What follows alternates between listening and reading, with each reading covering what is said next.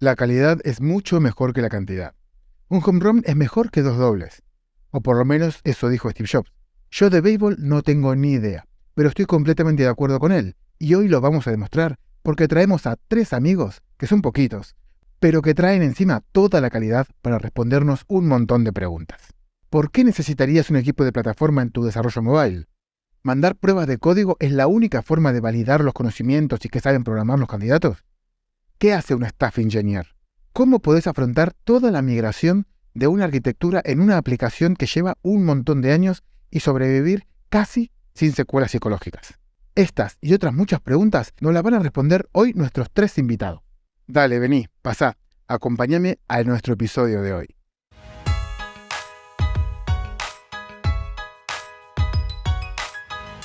Buenas tardes, buenos días, buenas noches. Bienvenidos al episodio número 2 de la cuarta temporada del podcast de Chimichurri Code.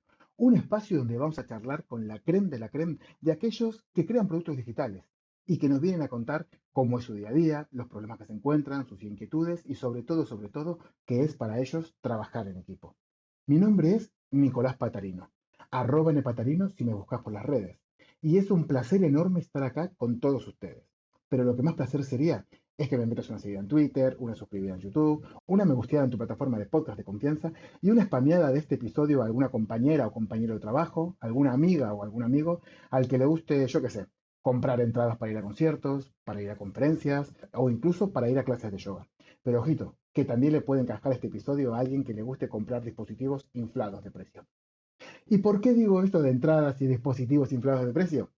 Porque hoy tenemos con nosotros a tres cracks que vienen a contarnos cómo es la vida de un iOS developer en Eventbrite. Antes de presentarlos y que abandonen el podcast, los de los dispositivos inflados de precio es un chistecito. Yo creo que los iPods son los únicos que sí que tienen una buena calidad-precio. Pero bueno, sin más pullitas a nuestros tres invitados, a nuestros tres compañeros de trabajo, a nuestros tres amigos, vamos a empezar a presentar.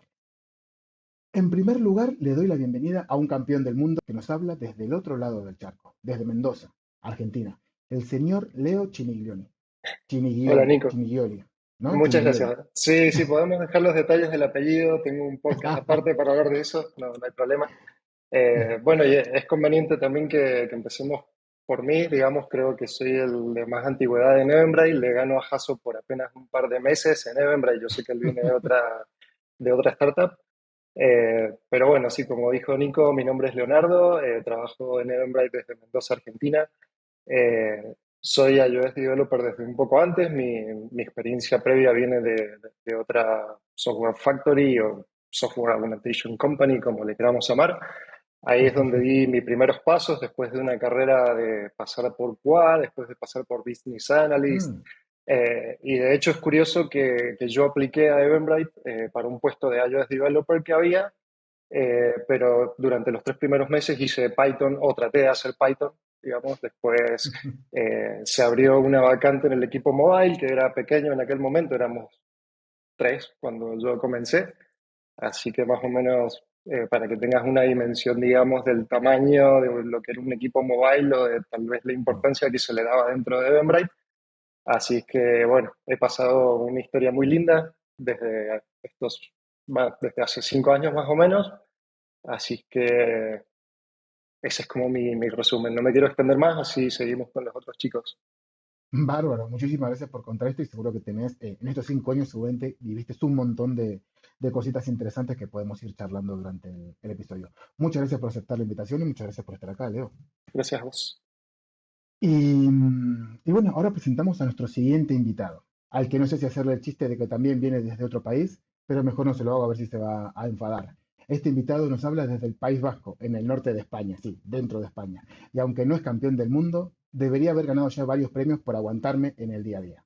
Se llama Miguel Hernando Jasso, pero todos le llamamos Jasso. Bienvenido al podcast de Chinchurro, Jasso. ¿Cómo te va la vida? Pues muy bien, gracias por invitarme, Nico. Lo primero que soy de Navarra, a ver qué estamos aquí tocando la fibra sensible. Vamos a dejar las cosas claras. Navarra y País Vasco. Trabajo desde Pamplona, es verdad que yo soy de aquí, de toda la vida. En su momento me fui a Madrid a probar suerte. Llevo trabajando en iOS desde más o menos en serio desde 2013, o sea que llevaré unos 10 años con esto. En su día empecé trabajando en Ticketea, algunos quizá lo conozcan en España, Mm. una empresa de ticketing, y fue adquirida más en 2018 por Eventbrite. Y como Leo quiere jugar al juego de la antigüedad, pues bueno, si juntamos la antigüedad total, pues yo llevaría aquí unos, unos 8 años. Y bueno, pues hasta ahora que trabajo en el equipo de plataforma de Eventbrite, en iOS. Bárbaro, qué bueno. También, entonces tenemos un montón de... Bueno, después podemos discutir a ver quién lleva más años realmente y si 5 gana 8, yo creo que no, pero ya veremos. Muchas gracias, Jaso, por venir aquí a participar del podcast. Y bueno, y para cerrar las presentaciones le toca el turno a un invitado que nos habla desde la playita. Es uno de los últimos fichajes que tuvimos en el equipo de Mobile, así que todavía no se cansó de nosotros y por eso pudimos convencerle de que se una a charlar con nosotros. Su nombre es Ricardo Casanova y te doy la bienvenida al podcast de Chimichurri Code. ¿Qué tal, Ricardo? ¿Cómo estás? ¿Qué tal, Nico? Pues nada, muchísimas gracias por la invitación. Encantado de estar aquí. Bueno, también para comentar un poco acerca de mí. Yo soy de Venezuela, aunque ya tengo muchos años viviendo aquí en España también, en Valencia. Tengo más o menos unos 11, tal vez 12 años trabajando seriamente con iOS. Mm. Mis primeras experiencias fueron básicamente a nivel universitario, porque bueno, también fui durante muchos años profesor en la universidad y justamente allí comencé a tocar el tema de desarrollo de aplicaciones móviles en iOS. Y bueno, a partir de allí, toda mi carrera profesional se ha centrado en desarrollo nativo para iOS. He trabajado con diferentes empresas, tanto en España como fuera de ella. Ujú. Y bueno, hace unos casi 4 meses he comenzado esta aventura con Eventbrite, trabajando no en platform, pero sí a nivel de un equipo de feature dentro de la compañía, que es el equipo de listings. Así que nada, eso, llevo unos 4 mesecitos por aquí, dando la lata. Qué bueno, sí, nosotros encantados de tenerte con nosotros. Y bueno, ahora vamos a hablar un poquito de eso que dijiste, de equipos de feature, de equipos de platform y demás. Primero que todo, Leo, Jaso, Ricardo, muchísimas gracias por venir a charlar conmigo y muchísimas gracias de antemano por todo lo que nos van a contar. Si quieren, antes de empezar a charlar sobre las apps y principalmente de iOS en Eventbrite, podemos contar para aquellos que, no sé cuántos serán los que no conozcan Eventbrite, pero podemos contar un poquito qué es esto de Eventbrite, ¿no? Y esto si quieren puedo empezar yo, que también ya que yo soy parte también del equipo de Eventbrite, por si alguno no lo sabía o alguno no lo intuyó, los cuatro estamos trabajando en Eventbrite. Ellos tres en el equipo de iOS y yo soy parte del equipo de Android. Así que bueno, para aquellos que no lo sepan, Eventbrite es una plataforma que te permite crear, compartir, encontrar y asistir a eventos, porque todos sabemos que hay muchos eventos que realmente pueden cambiarnos y mejorarnos la vida, nos hacen que nuestra vida sea más interesante, intentan ayudar y a aumentar y enriquecer la vida y alimentar las pasiones, ¿no? Creo que se suele decir. La misión de Eventbrite y nuestra misión, por consiguiente, es conectar al mundo a través de experiencias en vivo. Y nosotros, desde Mobile, lo que intentamos hacer es complementar a todo el trabajo que hacen nuestros compañeros de frontend, de backend, de marketing, de producto y de muchos otros departamentos para que puedas tener la mejor experiencia nativa cuando usas Eventbrite en tu móvil, en tu celular, tanto si sos asistente como si sos creador de eventos. No sé si me dejé algo en el tintero, si más o menos lo expliqué bien, ustedes si están de acuerdo. Si no, podemos empezar a situarnos dentro de qué es el equipo de iOS dentro de la empresa. No sé si alguno quiere aportar algo más sobre Eventbrite. Dale. Primero, para ir entendiendo un poquito el producto y el equipo, yo cuando voy al Apple Store y busco Eventbrite, veo dos aplicaciones. ¿Por qué veo dos aplicaciones? Bueno, creo que esas dos aplicaciones a las que te referís básicamente se dividen en dos grupos, digamos, tenemos cuatro en total, dos para Android y dos para iOS. Ujú, Y son la aplicación de Consumer, que es la que usa nuestro público, nuestros asistentes, para encontrar eventos, para descubrirlos y también, ¿por qué no?, para adquirir esos eventos y después para ir a, no sé, a los lugares a donde estos eventos están dando lugar, a las venues, por así decirlo. Mostras ujú. tu entrada con un QR o algo así y bueno, eso te habilita, digamos, a acceder. Digamos, eso sería como el flujo completo. La otra aplicación que mencioné es para, digamos, los creadores de eventos que te permite administrar la venta de entradas, también hacer los check-ins, tener como, si se quiere, como estadísticas de cuántos tickets voy vendiendo, de cuántos tickets quedan muchas otras cosas numerosas, pero a grandes rasgos es eso lo que vale la pena explicar. Bárbaro. Bueno, ya después hablaremos un poco por qué, cuando entramos a la parte un poco más técnica, de por qué dos aplicaciones y no la misma que se puede utilizar para los dos usuarios.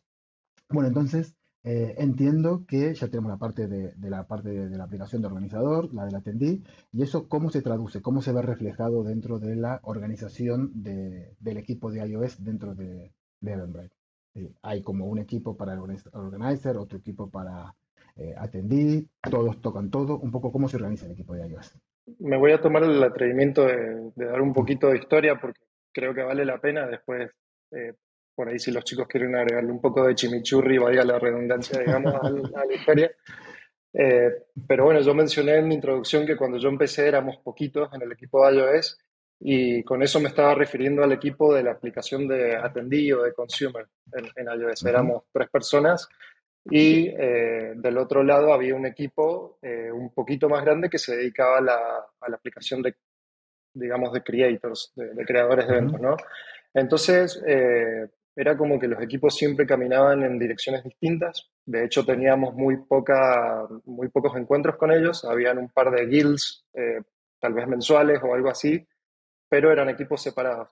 De hecho, cuando yo comencé, la aplicación de Android Consumer ya existía, digamos, mm, y no había parity. Nosotros fuimos alcanzando el parity con el correr de los meses. Ya teníamos a Miguel, alias Jasso en ese entonces. Entonces eran todos equipos separados. Android y iOS no nos hablábamos. Después con el tiempo eso fue cambiando, fue mejorando, hasta Tampoco llegar mucho, al pero día de bueno. hoy. Bueno, vamos, Pero, pero no por me culpa de reservo humillación, es derecho, porque no queremos. me reservo el derecho Exacto. de opinar, pero con el tiempo esto fue cambiando, nos convertimos en dos equipos, si se quiere, multipropósito, voy a decir, no sé, Ujú, porque, digamos, era un equipo mobile iOS y un equipo mobile Android que ujú, atendían todos los features y todas las necesidades a nivel compañía en lo que respecta a mobile. Después con el tiempo esto evolucionó y como ya bien adelantaste un poquito, se convirtieron en equipos de feature, bien, que básicamente atendían a verticales, si se quiere, dentro de la compañía. ujú. Y quedó un equipo de plataforma en el cual estamos algunos de nosotros, que tiene una misión, digamos, un poco más global o un poco más y menos específica, si se quiere, en cuanto a las necesidades Ujú. de la empresa. Bueno, todo esto dentro de la empresa donde queda, porque Everbreak es una empresa bastante grande, creo que también suele manejarse como otras grandes empresas que tienen una serie de pilares y demás, y al final, ¿dónde encaja este equipo de mobile? ¿O en un pilar, en varios pilares? ¿Cómo es? En realidad encajamos ahora mismo en uno de los pilares, que es Ujú, el del consumidor.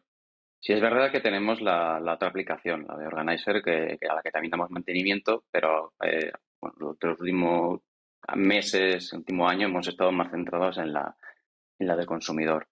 Ahora mismo diría que aunque tengamos 4 aplicaciones separadas en compra y en venta, es casi digamos, la de organizador funciona como si estuvieran en un solo equipo y la de atendí sí que está separada en más feature teams. Así es como ujú. está estructurada ahora mismo. Vale, perfecto. Y esto de los feature teams, ¿por qué? ¿Por qué se crearon estos feature teams y pues, no estaba funcionando lo de tener un equipo de iOS y un equipo de Android? Pues eso es una muy buena pregunta, de hecho, porque no solamente tenemos feature teams, sino antes teníamos, como ha mencionado Leo, teníamos un solo equipo de mobile iOS. Al final, ¿qué ocurre? Que nadie tenía el foco concreto en una funcionalidad en particular, todos éramos conocedores de una parte de la base de código más que de otra. Al final era muy complicado segmentar qué parte te tocaba y qué parte no te tocaba. Al final todo era de todos y era muy complicado estar trabajando en una tarea y decir, tengo que hacer esta otra, tengo que tomar una tarea de esta otra funcionalidad. Era complicado organizar los sprints. Y tenía otro problema adicional, que era que como éramos un equipo de mobile, era muy hermético. Nadie sabía realmente en qué estábamos trabajando. A partir de ahora, desde que hicimos el cambio a los feature teams, en los equipos de funcionalidad, hay una ventaja que hemos desbloqueado, digamos. Primero tenemos miembros del equipo de mobile integrados dentro de los equipos de funcionalidad que trabajan con web Mm, y con el backend, con la parte de front y con la parte del back. lo que nos da bastante más visibilidad. Y, como he mencionado, nos permite enfocarnos muchísimo más en tareas. Eso mejora mucho el dominio que tienes sobre una parte de la aplicación, ¿no? Lo que se llama normalmente el ownership. Ayuda a Ujú. que tengas más en cuenta qué parte de la aplicación quieres cuidar y sepas en el momento de levantar la mano o estar atento a ciertos mensajes que pueden circular por la empresa para decir, oye, habría que hacer esto, habría que hacer lo otro. Hay mayor espacio de mejora si tienes claro en qué estás trabajando y no cuando tienes, bueno, como decimos en español, ¿no? Quien abarca mucho, pues aprieta poco. Tal cual. Y, y entonces, ¿cuándo fue que se migró de este formato de un equipo de iOS, un equipo de Android a estos equipos de Feature Teams, más o menos? Esto creo que recordar fue justamente el año pasado, que en principio creo Ujú. que tuvo cierto, no diría rechazo, pero sí que, bueno, generó cierta incertidumbre porque no sabíamos cómo íbamos a funcionar. Yo creo que ahora mismo estamos bastante contentos con el cambio. A eso iba un poco. Que si ustedes creen que el cambio ha sido mejor, realmente han visto esas mejoras. ¿Cuáles son las ventajas que ustedes están viendo o esos cambios que dicen, uff, ahora trabajamos mucho mejor que cuando trabajábamos antes? Mira, desde mi humilde perspectiva, creo que el cambio más notorio, digamos, que yo he visto es el hecho de dar visibilidad al trabajo de mobile. Creo que tal vez en Ujú. un principio lo que ocurría era que tenías un equipo, tal vez desarrollando un feature importante para Eventbrite o algo core, y digamos la implementación mobile no se daba por sentada, digamos, tal Mm. vez los PMs no conocían mucho, no sé, que estábamos tratando de hacer algo mobile first. En cambio, ahora como hay equipos de feature como cross-platform, digamos, una iniciativa que se piensa ya desde el front-end, se piensa desde las plataformas mobile, digamos, es como que se trata de dar soporte completo desde el día uno, lo cual antes era complicado. Y de hecho, a veces teníamos necesidad de ingenieros backend para iniciativas propias, y como Uf. todos los equipos ya tenían un roadmap, eso se complicaba, es increíble, pero se complicaba el hecho de tener recursos y decir, bueno, necesitamos, no sé, un ingeniero para hacer X cosas. Digamos, eso también era como súper complicado. De hecho, durante un tiempo tuvimos un ingeniero backend dedicado que se encargaba, era como nuestro buddy, que se encargaba de hacer todas las cosas que nosotros necesitábamos para iniciativas o por necesidades mismas. Y bueno, eso funcionó durante un tiempo, pero creo que haber migrado a equipos de feature con un core en platform ha sido mucho mejor. Mm, qué bueno. Ahora vamos a hablar de ese equipo de platform. Pero vos, Ricardo, ¿cómo ves? Vos también venías trabajando de otras empresas también con Feature Teams. A ver, es curioso lo que comenta Leo, porque es que justamente esta problemática también la tuvimos en mi compañía anterior. Yo antes de embarcarme en esta aventura de Eventbrite estaba trabajando en doméstica y teníamos básicamente el mismo problema. Veníamos de trabajar en un equipo bastante horizontal, un poco como comentaba Jason, donde todos conocíamos un poco de todo, donde todos teníamos un conocimiento general sobre el funcionamiento de la aplicación y en un momento determinado, pues, se planteó la posibilidad de migrar a verticales o a features. Ujú. La razón principal para esto, yo creo que siempre va orientado a lo que comenta Leo, que es dar un poco más de visibilidad a nivel de mobile de lo que se está haciendo. Y es curioso porque justamente ahora que estaba hablando Leo es que tenía un déjà vu con respecto a mi experiencia previa, porque era tal cual eso, es decir, es el hecho de que de repente cuando tienes un equipo horizontal, muchas veces mobile termina siendo una caja negra donde salen cosas, pero la gente no se entera muy bien ni cómo está funcionando aquello, y muchas veces aparecen cosas en producción que los propios PMs dicen, oye, ¿y esto de dónde ha salido? Y entonces, claro, yo creo que la perspectiva de trabajar en features o en verticales sí que te permite dar mucha más visibilidad al producto, también te permite tener ese concepto de mobile first desde el inicio, es decir, oye, vamos a plantear esta nueva iniciativa, pues desde el minuto cero esa iniciativa se plantea también para mobile, tanto como para web o para otras áreas, pero mobile ya está incluida allí. Y luego también, al momento de dar esa visibilidad de lo que se está haciendo, yo creo que es mucho más transparente. También el resto de los equipos se entera un poco de lo que se está haciendo en mobile, de cómo se está trabajando en mobile Tal y cual. qué es lo que está saliendo de allí, ¿no? Entonces, en ese sentido, creo que el trabajar en features es sumamente útil. tiene sus cosas buenas y sus cosas no tan buenas, porque obviamente para mí una de las consecuencias de trabajar a nivel de features es que pierdes un poco ese conocimiento global, porque es decir, Ujú. entiendes que hay otras features que hacen cosas, pero claro, no entiendes cuál es el core de lo que se está haciendo allí dentro, o sea, cómo está implementado aquello o cuáles son las tripas de la implementación de esa feature. Pero bueno, sabes que existe, sabes que tiene una razón de ser, que tiene una serie de funcionalidades, pero bueno, pierdes un poco ese control general Completamente. sobre el producto. Pero bueno, también tiene otra serie de ventajas, ¿no? Entonces yo creo que depende un poco de las necesidades de la empresa utilizar un modelo u otro.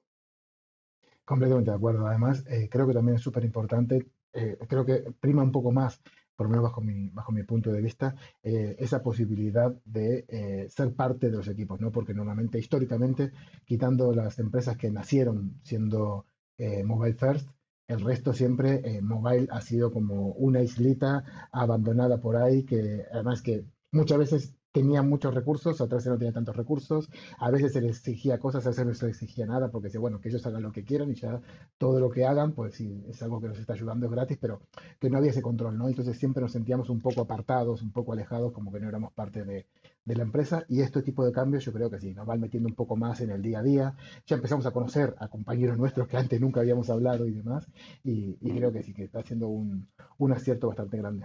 Totalmente. Sí, de hecho Mm. yo a eso añadiría que una de las cosas en las que yo he notado más mejoría, si alguien está pensando en si le conviene o no le conviene, es la comunicación. Que Mm. siguiendo un poco la ley de Conway, al final toda la organización termina intentando reflejar su estructura también en función de cómo se comunica. Entonces, si al final Claro. tienes equipos partidos en backend, en front, que tienen, digamos, una parcela y tienes un equipo de mobile completamente desacoplado de ello, al final terminas teniendo un teléfono escacharrado, ¿no? No terminan de llegar los mensajes, no llegan al canal correcto. De esta manera, el equipo de mobile se parece mucho más a la estructura del resto de la empresa. Lo que ayuda muchísimo más a que lleguen mensajes y que la persona correcta esté en el canal correcto escuchando. Exacto. Y todavía nos queda seguramente muchísimo por evolucionar y mejorar y corregir, pero bueno, yo creo que estamos empezando a ir en, bueno, que llevamos tiempo yendo en el buen rumbo. Che, entonces, bueno, ya sabemos un poco cómo está organizado el equipo de iOS, bueno, lo que no sabemos es cuánta gente hay. ¿Cuánta gente hay a día de hoy en Eventbrite en iOS? Estamos 9 ahora mismo. No, 10. Acabamos Ujú. de incluir a un nuevo miembro. Perfecto. Vale, entonces, ya sabemos que parte de esa gente está en equipos de feature que acabamos de hablar. Pero también dijeron, o me quiere sonar, que, bueno, me suena bastante, me suena bastante que también existe un equipo que se llama equipo de platform. ¿Qué hace? ¿Qué es un equipo de platform? No sé si quieres empezar tú, Leo. Yo apuntaría primero que depende un poco de la empresa, diría, o de la organización, qué es lo que significa un equipo de plataforma. Seguro que hay tareas que sí que comparten entre todas, el tema de las releases, ¿no? Sacar Ujú. producto y publicarlo en las respectivas tiendas, todo el tema de la integración continua, son, digamos, todo aquello que da soporte a lo que es el proyecto en sí. No una funcionalidad en concreto, sino a todo el conjunto. Eso sería, yo creo, que en lo que estaríamos todos de acuerdo. Ahora bien, en lo que nos pasa en Eventbrite, en muchos casos, es que tenemos un mapa de a qué funcionalidad corresponde a qué equipo. En muchos casos Ujú. no queda muy claro exactamente dónde está, dónde empieza una funcionalidad, dónde empieza la siguiente. A veces se mezclan. Un equipo de plataforma, por ejemplo, te ayuda a dar unicidad, te ayuda a unificar y a alinear al resto de equipos de funcionalidad para que caminen en la misma dirección y no se pisen entre ellos. Eso sería, por ejemplo, una de las cosas que nos sirve a nosotros mucho. Parte mala, obviamente, es que cuando una funcionalidad no tiene dueño, solemos asumirla nosotros. Pero bueno, yo creo que es algo que en lo que estamos todavía aprendiendo, con lo que tenemos que aprender a jugar. Perfecto, creo que con eso más o menos, ahora sí que entramos más en detalle, pero más o menos un poco de las tareas y demás, de cuáles responsabilidades del equipo de plataforma, las estamos viendo. Pero ahora, ¿por qué hace falta un equipo de plataforma? ¿Por qué existe un equipo de plataforma? Creo que vale la pena destacar de que dentro de Eventbrite somos una comunidad pequeña, los desarrolladores mobile, ¿cierto? Pero Ujú. digamos, ante la posibilidad de crecer, digamos, y digamos, con ese plan, con el plan de crecer es que se crea este equipo de plataforma. Porque, digamos, si te pones en el día a día a ver lo que hace un feature team, digamos, es probable de que muchos de los componentes que usan vengan creados o tal vez manejados por un equipo de plataforma. Por ejemplo, no sé, voy a decir algo obvio, pero tal vez no sé, nuestro API Client, ¿no? Nuestro API Client, digamos, va a servir a todos los features. Entonces, sería, digamos, antagónico de que cada equipo de feature haga su propio wrapper de networking o esas cosas así por el estilo que vos decís, bueno, esto es horizontal, digamos, a todo el negocio. Entonces, ahí es donde se empieza a dilucidar más la necesidad de un equipo que centralice este conocimiento y de que se dedique más a cosas, digamos, de a largo plazo y no tan al día a día. Además, también esto tal vez no es obvio y tal vez no lo necesiten todas las compañías, pero si se quiere el soporte, digamos, el entrenamiento, el acompañamiento, todo ese tipo de cosas más soft que damos el equipo de plataforma a otros equipos y que tal vez no son cosas tan hard, digamos, como se esperaría. Entonces, entre otras cosas, también hacemos, no sé, prueba de vendors. Si tenemos que elegir un vendor para analíticas o para push notifications o lo que sea, tal vez hacemos el spiking inicial de investigación y una vez que se evalúan y se eligen los vendors, pasamos a la parte de implementación y después recién ahí lo transferimos a los equipos de feature. Esto se usa así con el paquetito entregado. Entonces creo Claro. que eso, digamos, resume un poco cómo surgió, al menos en Eventbrite, tal vez no sea la necesidad o la realidad de otras empresas. Sí, estoy completamente de acuerdo. Además, normalmente lo que suele pasar, o por lo menos lo que yo suelo ver en otras empresas, y en la nuestra obviamente, es que claro, al final llega un momento que hay tantas cosas que hacer en nuestras plataformas, en Android, en iOS y demás, que los equipos de feature no se dedican a hacer features, ¿no? Al final no solamente pueden hacer features, sino que tienen que ir haciendo features, tienen que hacer el cableado que tenemos por dentro, que tienen que estar preparando releases, que tienen que estar haciendo un montón de cosas, y entonces el equipo de features se convierte en un equipo de feature más un montón de trabajo, que a veces alguno puede ser un poco más divertido, otro más aburrido y demás, pero claro que es un poco más difícil de prever cómo se va a trabajar con esas features, cuándo se van a sacar, cómo se pueden estimar esas tareas, porque no solamente se basa en crear la feature y sacarla, sino tal vez uno no es consciente, pero por detrás hay muchas cosas que tiene que fabricar, ¿no? Entonces, a veces, por esas razones, sale el equipo de plataforma para intentar facilitar y para intentar apoyar que los equipos de feature se centren en hacer, en hacer feature.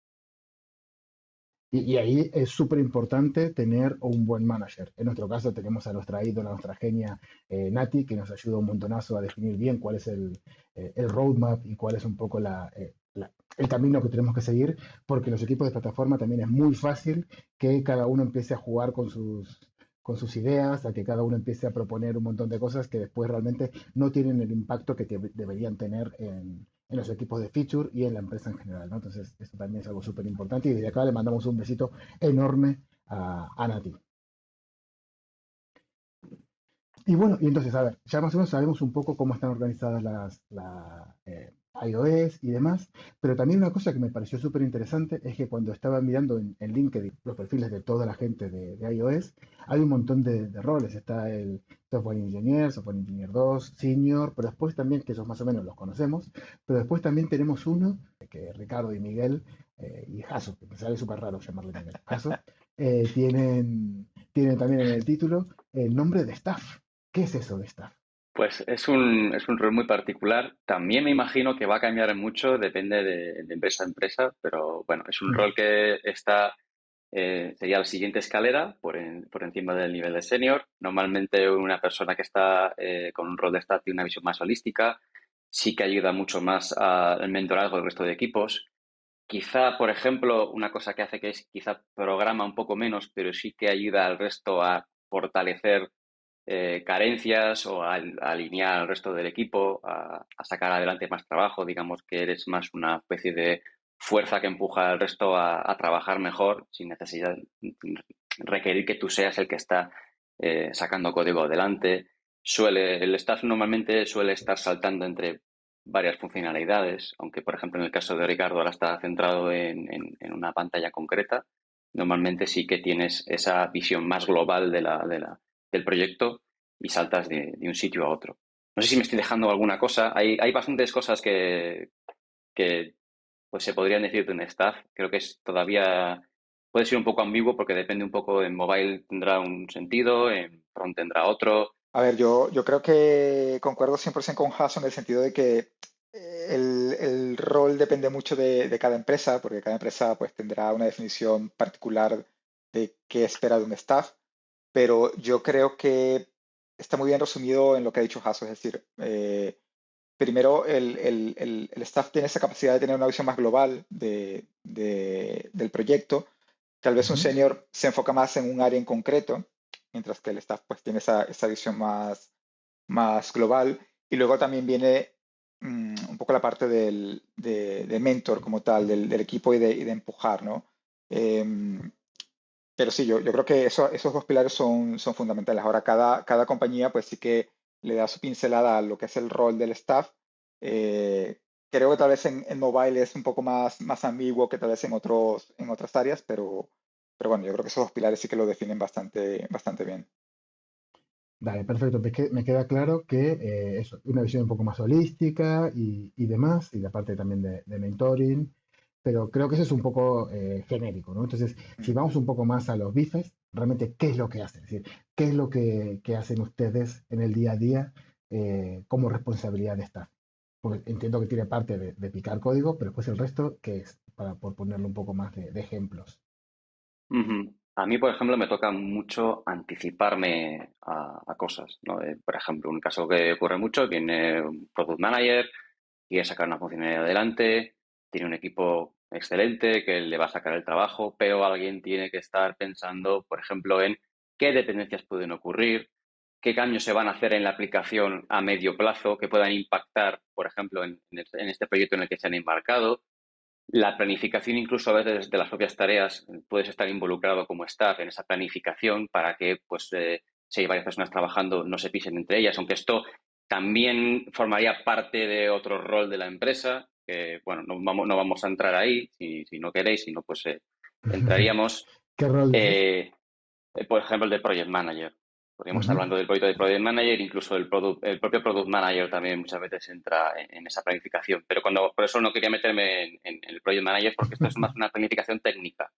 Es Mm. decir, si queremos llegar a mayo con esta funcionalidad, necesitaríamos tener esto en la aplicación, este desbloqueo, esta dependencia, como lo queramos llamar. Para eso estaría un staff, sí que tendría esa visión un poquito de anticiparse, ¿no? Yo creo que una de las frases que me gusta resumir de staff es un ingeniero que evita sorpresas a los interesados en un proyecto, ¿no? Los que llaman los stakeholders, ¿no? Una persona que se dedica a evitar esas sorpresas, que todo llegue a su fecha, que nadie se encuentre con bloqueos, digamos, es allanar el camino. Para mí sería una de las cosas que más hago en el día a día. Eso es Me gusta como que mucho cómo lo cuenta. te lleva a tener una big picture, digamos. Perdón, Nico, que te corté ahí, pero lo Por que yo favor. veo de los chicos es como una big picture general, es como que también pueden ir y discutir a nivel de diseño cosas que están pasando, digamos a nivel de nuestra layer de API o lo que sea. Digamos, es como que tenemos que tener una participación activa ahí. No hablo por mí, sino por los chicos, ¿no? Ujú. Como para anticiparse a problemas y también planear migraciones. Todo ese tipo de cosas es la que yo valoro mucho de tener un staff en el equipo, digamos. Y además yo también añadiría también la parte de, por lo menos nosotros en Eventbrite solemos trabajar, nos gusta trabajar mucho con PRDs, ¿no? Con bueno, PRDs, RFDs, que Request for Discussion, son documentos en los cuales, en algunos casos, porque tenemos las tech spec y demás, como todavía que tenemos ahí un poco terminando de definir cuándo usamos cada una y demás, pero bueno, básicamente es definir soluciones técnicas o definir nuevas mejoras que vamos a introducir dentro de la arquitectura o nuevas herramientas que vamos a utilizar y demás, y hacemos un documento técnico en el cual explicamos un poco el porqué el porqué de esa solución, cuáles son las otras opciones que podrían existir y demás, y también parte de la responsabilidad del staff es revisar y validar que estamos cubriendo todos los casos que necesita la empresa, que necesita el equipo y demás. Completamente de Vale la pena acuerdo. Pues eso es mencionar una de parte que, importante. sí, yo quería Sí, mencionar nada más que, digamos, estas prácticas, digamos, de escribir specs técnicos o documentación también venimos motivando a todos los roles que escriban, no solamente a los staffs. Claro. Hay juniors que han escrito RFDs, digamos, en problemáticas que le competen a ellos y creo que está buenísimo que se empiece desde roles tempranos y no necesariamente esperar a llegar a senior o staff para hacer este tipo de propuestas. Así que eso yo también lo he valorado mucho. Ujú. Sí Tal que es, cual. bueno, habría que hablar de qué es un RFD, que es el acrónimo de Request for Discussion, que luego Ujú. si quizás salga el tema del alineamiento entre equipos de funcionalidad, equipo de plataforma y mobile en general. Es una de las herramientas que utilizamos para alinear los equipos, para entender qué intenciones tiene cada equipo y a dónde queremos llegar y que todos lleguemos al mismo sitio, ¿no? Que haya un espacio para, de manera síncrona, colaborar. Eso es un invento propio, ¿no? El nombre al menos. El nombre existe en un montón de empresas, algunos llaman RFDs, Ujú. RFCs también, que son en vez de Request for Discussion for Comments. Hay como, bueno, al final en casi todas las empresas lo tienen y depende de las empresas también la ejecución va cambiando. Hay empresas, por ejemplo, creo que si no me equivoco, por ejemplo, DuckDuckGo, todos los RFDs que hacen se envían públicamente a toda la empresa. ¿Sí? Desde gente técnica, gente no técnica, para que lo revisen, para que le echen un ojo, para que aporten ideas. Eso también, supongo que no me acuerdo cuánta gente hay, pero imagino que no serán miles, porque si no, eso sería un poco demasiado spam, ¿no? Pero sí que también existen muchas empresas y es algo que para mí me parece fundamental y me encanta cómo lo tenemos trabajando aquí en Eventbrite. Bueno, entonces más o menos ya sabemos un poquito los puestos, ya sabemos un poquito la gente que tenemos en el equipo de iOS, cómo se van relacionando entre sí. Y para continuar con esa parte de cómo se relacionan entre sí, ahora imagino que todos estamos en el mundo allá y demás, y tenemos un montón de ceremonias constantemente. ¿Cuáles son las ceremonias que tiene el equipo de iOS para compartir conocimientos, para intentar alinearse, para compartir o pasar un buen rato? Leo es nuestro Scrum Master, o sea que le voy a ceder la palabra. Sí, él se refirió a ceremonias de iOS, no tanto de Scrum, pero bueno, ya que me hacen el honor, creo que tenemos como dos ceremonias fundamentales dentro de lo que es iOS, digamos. Una es una weekly sync, digamos que es algo que hicimos cuando teníamos a nuestro principal, un crack, le mando otro saludo a Guille. A Guille, Eh, grande Guille. pero bueno, creo que un poco surgió porque hay una necesidad inherente al crecimiento, al estar en otras áreas o al estar en un nivel demasiado core como lo es Platform, de ver cómo están evolucionando los equipos de feature, a ver digamos, qué desafíos tienen en el día a día, a ver si es necesario más soporte, menos soporte, a ver si es necesario intervenir de algún modo. Esa es nuestra Weekly Sync. Y Ujú. después teníamos como una especie de guild, que es un espacio más distendido, que es así, que es para compartir más conocimientos, si alguien descubre algo, si alguien está experimentando sobre una tecnología, si alguien estuvo batallando con un desafío y de repente dio como en el clavo con una solución y quiere compartir ahí cómo ha sido, cómo encontró esa solución, para involucrar a más gente, a ver si hay ideas más nuevas. Incluso esos RFDs que estábamos mencionando antes muchas veces se han terminado discutiendo en nuestra iOS Guild, así que digamos eso es un espacio manager free, digamos, porque solamente digamos, meramente discusiones técnicas la mayoría de las veces, dentro de lo que son las ceremonias. Después, bueno, sí, como en un marco agile tenemos otras, digamos, como la típica daily, tenemos nuestras retrospectivas, tenemos nuestras backlog refinements, sprint reviews, ese tipo de cosas que tal vez yo no comulgo tanto Lo que quiero decir es que no soy un Scrum Master fanático, pero que al final el equipo te termina pidiendo estos espacios, ¿no? Entonces, Ujú. creo que es importante mantenerlos, es muy importante tener una lectura del equipo para ver qué necesita y bueno, en base a eso es que nosotros estructuramos nuestras ceremonias. Perfecto, pero estas últimas ya son un poco más orientadas a los equipos de feature y no tanto a lo que es la propia guild de iOS, ¿no? O Sí, también sí, sí, sí, tienen. totalmente. Igual Ah, perfecto. tenemos dentro de Platform, o sea, somos parte de todas las ceremonias que he mencionado, aún siendo equipos de Platform. Sí, para mí eso me parece súper importante. Incluso nosotros, que no sé si ustedes también lo hacen de vez en cuando, pero nosotros desde el equipo, desde la guild entera, y todos los ingenieros de Android, también solemos hacer de vez en cuando retros, ¿no? Y un poco ir analizando de dónde estamos, a dónde queremos ir, los problemas que nos hemos encontrado y demás. Perfecto, y entonces ya teniendo un poco la visión completa de lo que es el equipo de iOS, ahora viene la pregunta, es decir, ¿cómo se hace para entrar en el equipo de iOS? ¿Cómo es el proceso de selección dentro de Eventbrite? Creo que Ricardo merece un poco de espacio para comentar cómo ha sido, ¿no? Porque nosotros con Caso entramos hace mucho, estaría bueno que él dé una perspectiva, a ver qué tan mal lo hemos hecho sentir y todas esas cosas. Ricardo Ahora, lo ha ahora, disfrutado. sí, ahora voy a aprovechar yo de descargar un poco, ¿no? Pues a Rampea, ver, rampea.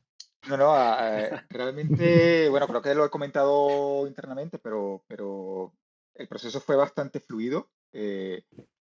Sí creo que últimamente están surgiendo diferentes opciones para hacer estos procesos de recruitment, porque, a ver, el típico formato es, vale, tú tienes una primera entrevista, luego se te envía una prueba técnica con un problema a resolver, envías la prueba hecha con un código que subes a algún repositorio y en función de eso pues se continúa con el proceso, ¿no? Ujú. Pero en este caso, desde el minuto uno, a pesar de que hubo varios steps dentro del proceso de selección, una cosa que me gustó mucho era la posibilidad de hacer una prueba técnica en vivo, o sea, alguna demo en vivo, hacer una prueba técnica estándar de, mira, te enviamos el ejercicio para que tú lo realices, o si ya tú tienes algún proyecto, tengas algún repo que hayas subido, mm, que sea público o privado, que quieras compartir, pues también tienes la libertad de hacerlo, que en este caso fue el que yo escogí.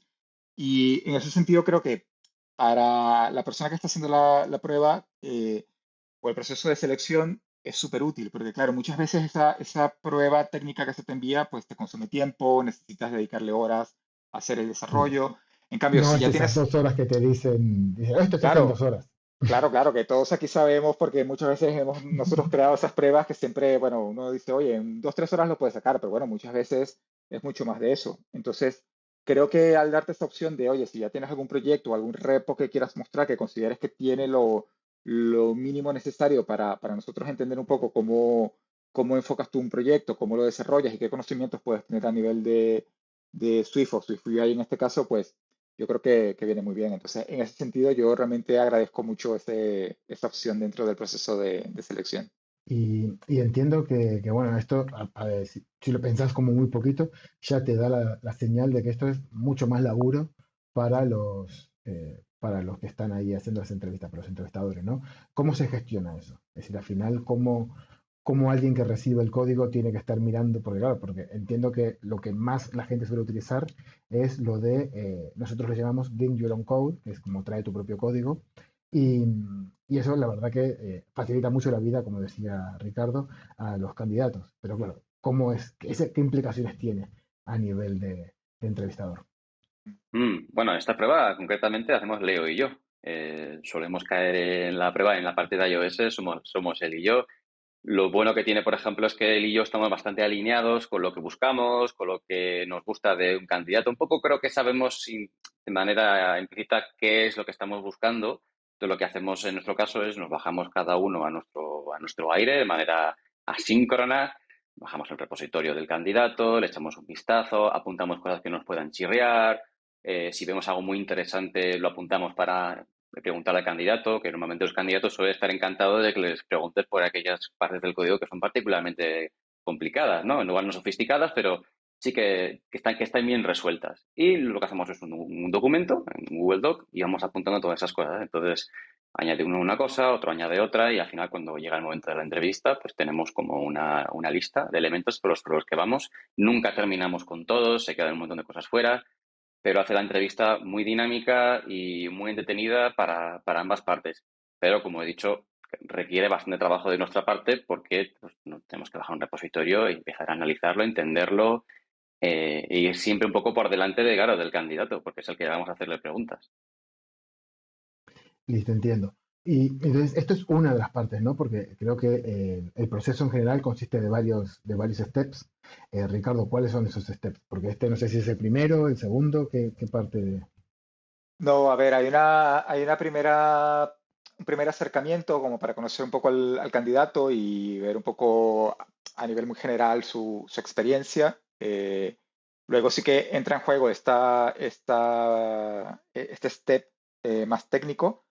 A partir de Ujú. allí sí que se desarrolla esa entrevista técnica donde, bueno, se pregunta un poco acerca del código, un poco lo que ha comentado Hasso, de apuntar ciertas cosas importantes que tú puedas considerar útiles para la entrevista. Luego viene otra entrevista adicional donde ya puedes, por ejemplo, interactuar con gente del equipo al que pudieras ya pertenecer, digamos, para que te hagan ciertas preguntas relacionadas con el día a día y cómo abordarías ciertos problemas. Incluso te pueden poner Ujú. un escenario de decir, oye, por ejemplo, ante este caso, ¿cómo lo abordarías? ¿Cómo lo tratarías de implementar? No necesariamente hablando a nivel de implementación real, pero bueno, sí plantear, oye, ¿cómo lo abordarías? Eh, y si mal no recuerdo, ya hay un último step que es más a nivel de management, que es simplemente para afinar algunas cosas ya a alto nivel, y a partir de allí ya se cierra el proceso con una posible oferta. Sí, al final, de eso también siempre me gusta destacar que las ofertas te las suelen dar en vivo y en directo. Es decir, como que te llaman, te ponen una reunión y tenés la persona que te estuvo acompañando durante todo el proceso de selección, es aquella que te cuenta, te habla, e incluso tanto para un lado como para el otro. Si al final la oferta no llega a hacerse, esa persona normalmente suele llamar a la persona, explicarle un poco los motivos que nosotros hemos dado o las principales razones que creemos por las cuales en este momento no es el candidato que nosotros necesitamos. Claro, claro, totalmente. Esa, de hecho, es una cosa que agradecí mucho también en el proceso porque no es la típica respuesta que te envían un email y te dicen, oye, pues esta es la oferta y ya está. Analizarla y ya nos das una respuesta, sino es lo que has comentado, que se fija una reunión, se te explica paso a paso en qué consiste la oferta, porque bueno, hay una serie también de beneficios incluidos dentro de esa oferta. Entonces, bueno, es importante que el candidato también entienda las implicaciones de toda la oferta a nivel global. Y yo creo que esa reunión viene muy bien, porque ahí tú puedes hacer preguntas, puedes decir, oye, mira, y Mm. esto no me ha quedado claro, o esto cómo funciona, y en función de eso, pues tener un mapa mucho más claro de lo que es la oferta. Así que eso yo creo que también es de agradecer.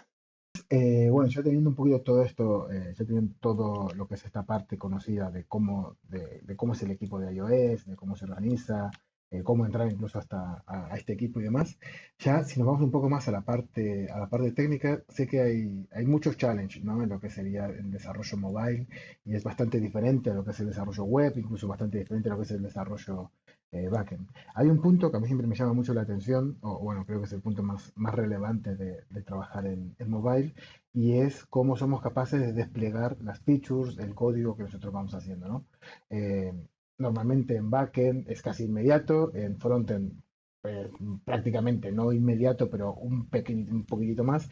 Pero claro, el mobile cambia muchísimo esto. El mobile normalmente, no solamente porque suele haber una cosa que solemos tener los trenes de releases que pasan cada X tiempo y demás, sino también porque las propias plataformas tienen su ralentización a nivel de procesos, de aprobaciones y demás. Entonces, ustedes en Eventbrite, en el equipo de iOS, ¿cómo trabajan eso? ¿Cómo son capaces de generar y de entregarle al usuario valor? Bueno, en el último tiempo hemos tratado de adaptar estos trenes de release que mencionaste, Ujú. porque antes, digamos, creo que los releases eran espontáneos, ¿no? Y eso conlleva problemas de ansiedad sobre todo, porque tal vez querés releasear todo el tiempo o no te gustó un release porque te diste cuenta que hay un pequeño desliz, un bug y querés releasear otra vez al día siguiente. Entonces, eso también, digamos, afecta un poco a lo que serían las normas de calidad, si se quiere, o las buenas prácticas de calidad Entonces el hecho de implementar el release train ayudó mucho a eso, a tener una pausa, a hacer control de calidad sobre lo que se va a entregar y, digamos, si hay un feature que llega a las corridas al día de salida, Ujú. probablemente no entre. Entonces no corremos con el riesgo de poner features creadas con código hecho a las apuradas y ya. Entonces eso por un lado. Y después tenemos sí los desafíos inherentes a cada plataforma. Sabemos de que tanto Apple como Android revisan las aplicaciones todas las veces que queremos subir algo. Mm. Hemos tenido algunas historias desde la pandemia con respecto a bloqueos interminables. No sé si queremos entrar mucho en detalle, pero idas y vueltas, llamadas con Apple diciendo no podés realizar esto, y yo, pero ¿por qué? Y bueno, entonces son pequeñas historias, ¿no? Que las hemos sufrido adentro, eh, pero bueno, creo que ya pasan a ser más del día a día y a la larga, digamos, aprendes a convivir con ellos. Pero sí es verdad que no tenés un release inmediato y lo mejor es tenerlo muy bien planeado. ¿Y cuáles Sí. pueden ser esas razones por las cuales Apple o Google incluso te rechazan esa aplicación? Claro, cada tienda tiene sus políticas, tiene sus normas y al final tienes que pasar por el aro porque tampoco es que haya alternativas. Mm. Apple busca su parte del pastel, como es obvio, y si tú pisas su parte del pastel, pues te bloquean la aplicación y te dicen esto no me interesa, que esto no me interesa que esté en forma de aplicación, tiene algunas normas más estrictas, como que no puedes hacer que una aplicación sea prácticamente un web view, aunque todos conocemos Ujú. casos de aplicaciones que sí que lo parecen, efectivamente, no voy a mencionar en cuál estoy pensando ahora mismo, y No en vamos a nuestro caso, mencionar que es una empresa de reparto de paquetes que te llegan al día no siguiente, por vamos a mencionar ejemplo. que empieza por A y acaba por... No. Y Sí, en nuestro caso, por ejemplo, pues tiene mucho que ver con la venta de eventos. claro. Sí, al final seguramente sí. Si se ofrecen formas de pago salen fuera del control de Apple, normalmente entiendo que sean ese tipo de restricciones. Y muchas veces pasa no porque realmente pase eso, sino porque Apple tiene la duda o dice, yo creo que por aquí se está haciendo algo raro, por lo cual te lo voy a rechazar y voy a esperar a que me justifiques. Y muchas veces, ¿no? Por lo menos lo que yo escucho es que después esa justificación a veces no le prestan demasiada atención y entonces es como, no me lo has dicho de la forma que quería que me lo dijeras, por lo cual sigue rechazándose. Yo creo que ahí muchas veces también entra en juego el criterio del propio revisor, ¿eh? Porque o sea, en mi experiencia personal, muchas veces envías una versión, el revisor te la prueba y resulta que cuando envías otra versión, que básicamente es la misma anterior con alguna pequeña novedad, pues el revisor te rechaza la app argumentándote cualquier justificación. O sea, claro, ciertamente es como dices, Jaso, de que hay una política establecida con unas guidelines de Apple para publicar tu aplicación, pero luego viene el tema de interpretación de cada revisor sobre cada punto de estas guidelines. Entonces, sí que es verdad que, por ejemplo, una práctica personal que yo he hecho es que cuando me encuentro con alguna situación de rechazo por parte de Apple que se discute y que al final termina con una aprobación por parte de Apple para la publicación de la app, cuando vuelvo a enviar la versión, como hay una sección de notas para el revisor, siempre incluyo ese caso en particular diciendo, oye, mira, o para este escenario, para este punto de la guideline de Apple, esto ya se revisó, se llegó a este acuerdo y aquí está. De forma tal de que si vuelve a tocar otro revisor que por casualidad vuelva a ver ese punto, que no podamos incurrir en un rechazo de nuevo. Pero bueno, al final es eso, o sea, quienes están detrás del proceso de revisión son personas, no son máquinas, Sí. y claro, al final, aunque están las guidelines, terminas aplicando un poco tu criterio al momento de hacer la revisión. Claro, porque ellos Ujú. legislan, pero también interpretan. Juez y Una verdugo, pequeña sí. historia, una vez nos rechazaron la aplicación, súper curioso, ¿no? A veces hacemos releases que no tienen mucho contenido para el usuario, ¿no? Simplemente por ahí son mejoras o arreglos de Mm. bugs. Entonces tenemos como unas release notes genéricas que dicen, bueno, acá esta versión viene con tantas cosas mejoradas y mejora la seguridad, no sé, yara, yara. Bug fixes y performance improvements. Sí, sí, exactamente, sí, lo has dicho mejor que yo. Y resulta que un reviewer nos rechaza la aplicación porque dice que los release notes no condecían, digamos, con lo que habíamos entregado. Fue como, ¿Y qué sabes Bueno, vos? claro. Claro, Pero bueno, entonces, sobre ese tipo de historias, vamos, o sea, hay muchas que contar. Por ejemplo, incluso cuando envías alguna aplicación que tiene alguna release note en plan, oye, mejoras de la aplicación y del funcionamiento, lo que sea. Y a veces los revisores también te rechazan la app porque te dicen, oye, es que tienes que especificar claramente qué es lo que estás incluyendo dentro de la versión. Pero luego tú ves, por ejemplo, releases de grandes empresas donde básicamente la Claro, release note es una línea, tal cual, o sea, minor bug mejora fixes. continua. Sí, y tú dices, oye, pero porque ellos sí y nosotros no. Entonces, bueno, Han pasado Sí, cosas. han pasado sí, cosas. sí, Sí, sí. tal cual. Y también porque no creo que no queremos empezar a decirles, no, mira, la actualización de esta aplicación es que hemos movido el B-controller a otro módulo porque eso va a generar que cuando... No, Que entonces, también he visto alguna aplicación que en algún momento, un poco para tocarle las narices a Apple, lo han hecho. Y entonces han puesto como release note, bueno, se ha modificado este view controller o en SwiftUI hemos incluido este componente y bueno, en fin. qué grande. Bueno, a mí me hace gracia porque antes decías, Ricardo, que bueno, que los revisores son todos personas. En el caso de Android no siempre, porque muchas veces te tocan revisiones automáticas por parte de robots, que además muchas veces en las propias revisiones cuando te rechaza Google, como lo que intentan es evitar de que te saltes un montón de reglas y demás, muchas veces no te dicen exactamente qué es lo que está pasando. Ellos te dicen, estás incumpliendo el artículo número 24 de las condiciones de uso de esto. Pero claro, eso muchas veces es como muy genérico y decís, no tengo ni idea de qué está pasando. Y así pasa, que normalmente te tiras varios días intentando descifrar qué es lo que pasaba. Normalmente, ¿cuánto suele tardar ese cuando te rechazan la aplicación? Vos le ibas a subir hoy. Si me rechazan la aplicación, más o menos la media o la mediana, ¿cuánto sería más o menos este delay que tenés de la feature que querías tener en la producción? Desde que Nos ha contestas tocado de al todo. rechazo. Pero suele Sí, yo ser un creo que día. Ah, bueno, tampoco suele es. ser un día, salvo de que haya un tire y empuje, si se quiere decir, en burdo, Ujú, como nos pasó, digamos, post pandemia, digamos, con todo el tema de eventos online, ahí fue como más, estuvimos bloqueados semanas, mm, si se quiere decir, eso sí, ya fue más complicado, pero era una situación muy complicada y no sí, había forma de darle respuesta, digamos. No sé si se puede entendemos. decir mucho, pero sí, o sea, no podíamos comercializar eventos en línea pagos. Entonces dijimos, bueno, saquemos el botón de comprar de los eventos en línea pagos y volvamos a enviar Mm, una propuesta. Y nos responden de que la experiencia era inconsistente porque algunos eventos se podían comprar y otros no. Entonces, ¿cómo resolvemos esto? Y al fin y al cabo ellos querían que hiciéramos el in-app purchases, digamos, para claro, quedarse con el pedazo de pastel que decía Jaso, que es un 30%, un treinta por digamos, ciento que es un fee del 30%, lo cual es ridículo porque nuestro fee, digamos, por venta de eventos no es más del 6 o 7%, entonces es como que tal íbamos a cual. estar perdiendo dinero y bueno, después de largas charlas, digamos, se llegó a un acuerdo, pero no fue fácil, tomó bastante tiempo. Lo Mm, que la respuesta de Apple sí suele ser rápida. Pasa que, como dice Leo, a Sí, veces entras en terrenos fandangosos, terrenos legales en los que tienes que tener mucho cuidado de cómo va a ocurrir esa conversación y puede llevarse, nos ha llegado a durar creo que hasta una semana o dos fácilmente de wow, tener un bloqueo y estar realmente asustados, porque si es por ellos, no tienen ningún no problema saben, en, sí. en prolongarlo. Sí, sí, Pero tal bueno, cual. Eso.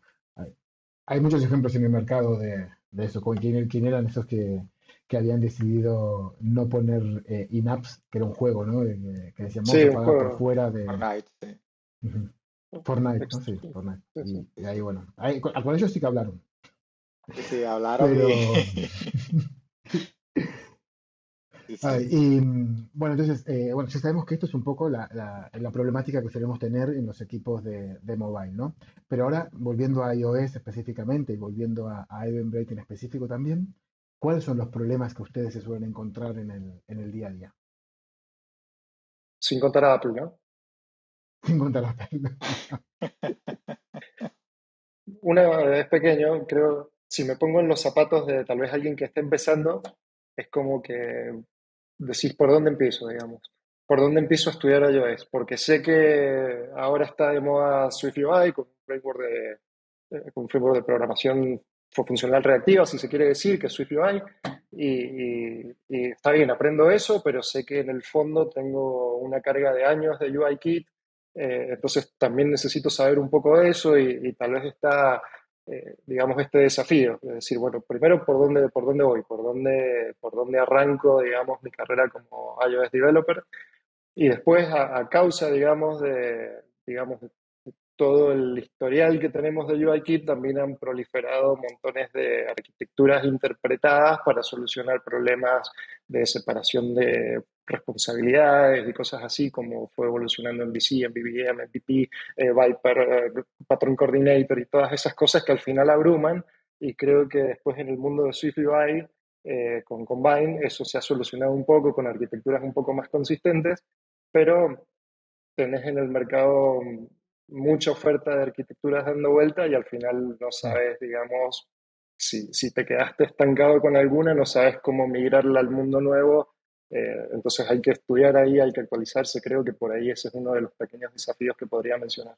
Básicamente lo que entiendo es que uno de los challenges que tiene iOS, por lo menos incluso dentro de Eventbrite, es un poco estar al día de todas las cosas que van saliendo y que cuando vos entras a un proyecto nuevo puedes encontrarte toda esta historia, todo esto de lo que solemos conocer como la, ¿cómo se llama? La arqueología del software que tenemos dentro de Ujú. las, de las aplicaciones, ¿no? Entonces, eso sería un poco lo que se conoce como el código legacy, puede ser. Sí, si se quiere, sí. Y dentro de Eventbrite, ¿cómo sería? ¿Cuáles son esos challenges? Con respecto al código este antiguo vetusto. Por ejemplo, o cuáles son los principales challenges que ustedes tienen que resolver para que una aplicación de venta de eventos y de descubrimiento de eventos funcione. Bueno, en general, yo, por ejemplo, iba a apuntar, no, quizás no iba a bajar tanto al nivel técnico, sino yo Ujú. quería subir un poco más al nivel de producto, porque sí que Vale. nos pasa muchas veces, creo que, y es un reto que también tiene la gente de Android, es que muchas veces cuando tienes una aplicación móvil, mucha gente de producto, incluso pues, los dueños de una empresa pueden pensar en que una aplicación móvil es una versión en mobile web, pero en modo Mm. responsive, ¿no? Pero teniendo un montón de gente a la que tienes que pagarle un salario para que te haga exactamente lo mismo, pero en forma de aplicación. Yo creo que uno de los grandes retos que tenemos es hacer que las aplicaciones tengan entidad propia y tengan un sentido para existir, porque luego también tenemos otras alternativas que funcionan igualmente, lenguajes que no emplearé aquí, como Lo el que dijo, lo empieza por dijo. J, no voy a decir ninguno. Yo también he trabajado en otras tecnologías, conozco sus pros, conozco sus contras, pero al final el reto que tienes muchas veces es hacer que los diseñadores, que el producto y que la empresa en sí se alinee con el ecosistema y a la gente a la que estás intentando llegar. Eso es uno de los Vamos a retos que abrir, tienen. vamos a abrir ese melón. ¿Quieres abrir ese melón? ¿Por qué mejor desarrollamos aplicaciones nativas? ¿O por qué creemos, o cuál es la razón de desarrollar aplicaciones nativas duplicando o incluso triplicando, teniendo en cuenta de que ya está hecho en web el coste de desarrollar una aplicación? ¿O puede utilizar otras alternativas como puede ser React, como puede ser alguna otra solución de JavaScript o incluso como puede ser Flutter? ¿Por qué preferimos hacer nativo? Claro, o sea, aquí abres tres preguntas y que te quedas con la versión web responsive, que sería una opción Ujú, perfecta. Lo que ocurre es que en la web los usuarios digamos, transitan la web, pero realmente no se terminan quedando en ella, ¿no? No generas tanta ujú. retención con la web. Al menos eso es lo que nuestros números nos dicen generalmente, es que los usuarios que acaban en una web terminan lo que tienen que hacer y después se van. En la aplicación se suelen quedar. Ahora, si tuvieras Ujú. que dejar eso de lado y tendrías aplicaciones nativas que podemos llamar híbridas o hechas en frameworks, llámalo pues eso, JavaScript, Flutter o aplicaciones hechas en Kotlin, en Swift, claro, ahí la pregunta es, ¿qué es lo que te conviene más? ¿Tienes una aplicación diseñada para un ecosistema, para que la gente se instale la aplicación y sea la aplicación que abran todos los días o casi todos los días para sacar, pues no sé, en el caso de Eventbrite, oye, quiero hacer algo este fin de semana, ¿a dónde voy? Tengo una aplicación en mi móvil que me va a decir qué planes puedo hacer. Y es una aplicación cercana a mí, tiene acceso a mi dispositivo. No solamente es una pantalla en la que me muestra datos, sino que tiene acceso a Ujú. otras cosas. Tiene acceso a, por ejemplo, pues tiene una capa de persistencia que te permite guardar tus tickets, por ejemplo.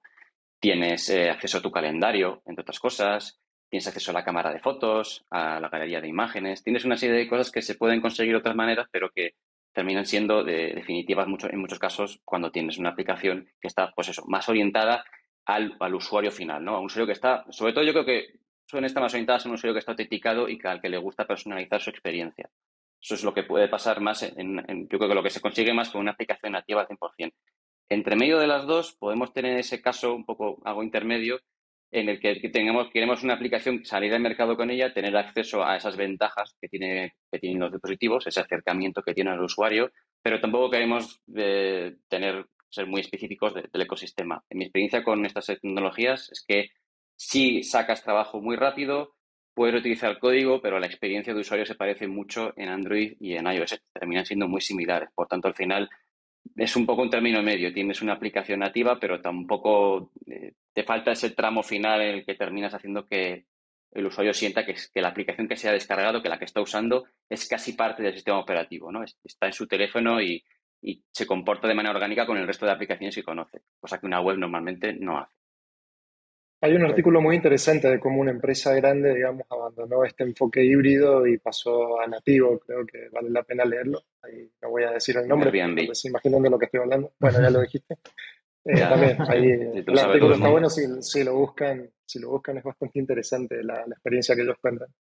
Sí, Tal ellos cual, también tienen un eso reto es genial. técnico grande. Cuando la aplicación es muy compleja, en mi opinión, estos frameworks funcionan bien, pero hasta cierto punto la complejidad termina engullendo la aplicación en sí, ¿no? Se Totalmente. vuelve Creo muy, que muy complicado. ser nativo también te ayuda un poco a acercarte a esos bells and whistles que por ahí tiene Apple entre sus features. Que sé yo, voy a mencionar cosas como widgets, como cosas como app clips.